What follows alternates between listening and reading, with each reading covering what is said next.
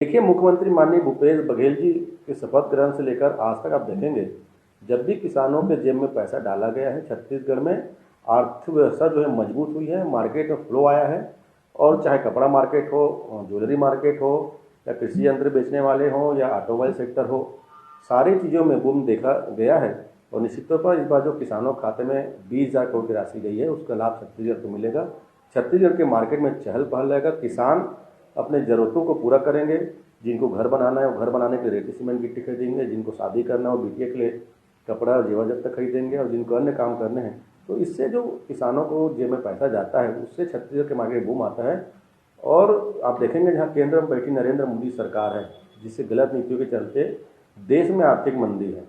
देश के जो अन्य राज्य हैं आर्थिक मंदी के गहरी संकट से जूझ रहे हैं।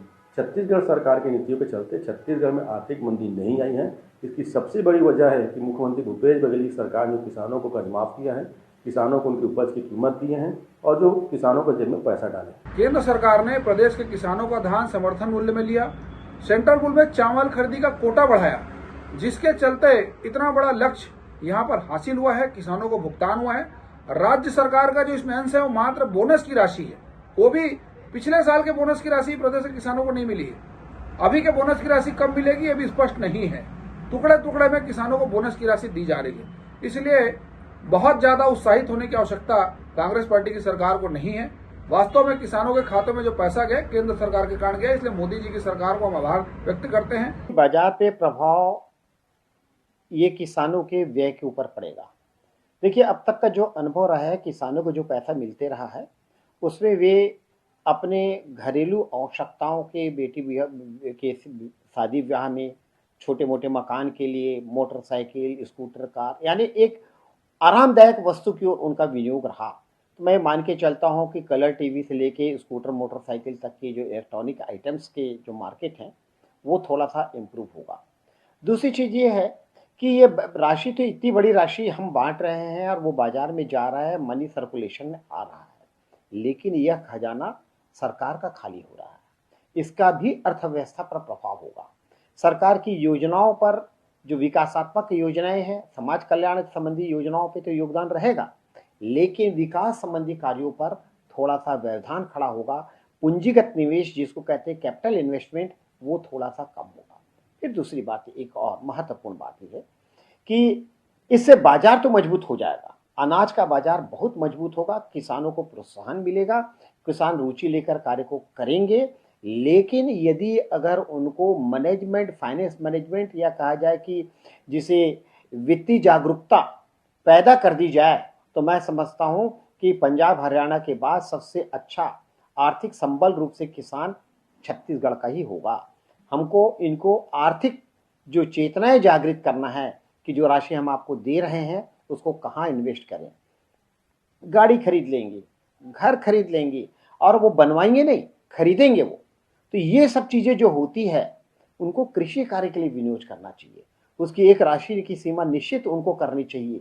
ये समझदारी या ज्ञान की बातें जब तक हम उन्हें नहीं बताएंगे, बहुत पढ़े लिखे जो किसान हैं, जो वास्तव में कृषि को एक व्यवसाय के रूप में लेके चल रहे हैं, वो इसका समुचित उपयोग करेंगे। पर छोटे मोटे किसान जिनको मिला है, वो अपने घर को मजबूत करने के लिए, मोटरसाइकिल के लिए, इन चीज़ों के लिए खरीदेंगे।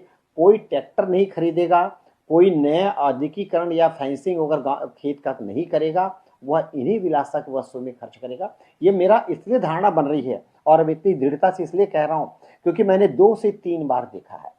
पिछले समय भी पूरे हिंदुस्तान में ऑटोमोबाइल का मार्केट क्रैश हुआ था, पर छत्तीसगढ़ में ऑटोमोबाइल का मार्केट जनरेट हुआ था, बढ़ा था, पनपा था, जिसके पीछे मुख्य कारण था किसानों को मिली हुई राशि का। तो ये अनुभव, इसके पहले नया रायपुर जब बनाया गया तो किसानों को राशि मिली, कोई किसान उसका खेत नहीं खरीदा, कोई अपने खेत के विस्तार के लिए विकल्प को नहीं देखा, वह उपभोक्तावादी दृष्टिकोण में चले गया। तो हमको कृषक को यह जागरूक करना होगा कि कृषि उसका व्यवसाय है, पेशा है। यदि अगर उसमें इन्वेस्ट करेगा, विनियोग करेगा, तो उसका विकास होगा।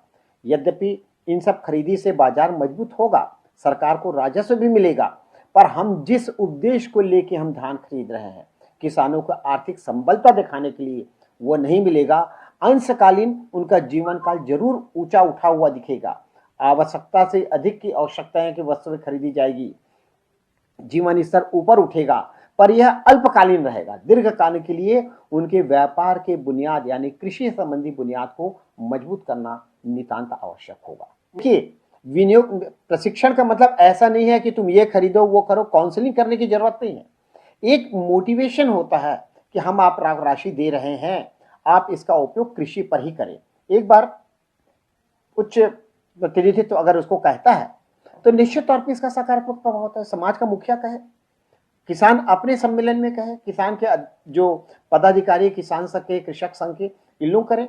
इसके लिए सरकार कोई बॉन्ड जारी करे, उनकी राशि को बचत करने के लिए उसकी एक बीमा योजना जो है उसको बनाए, जीवन बीमा योजना कुछ ऐसा चलाए, ताकि वो अपनी राशि को विनियोग करे और उसके एक अपने जीवन को आधार बनाए।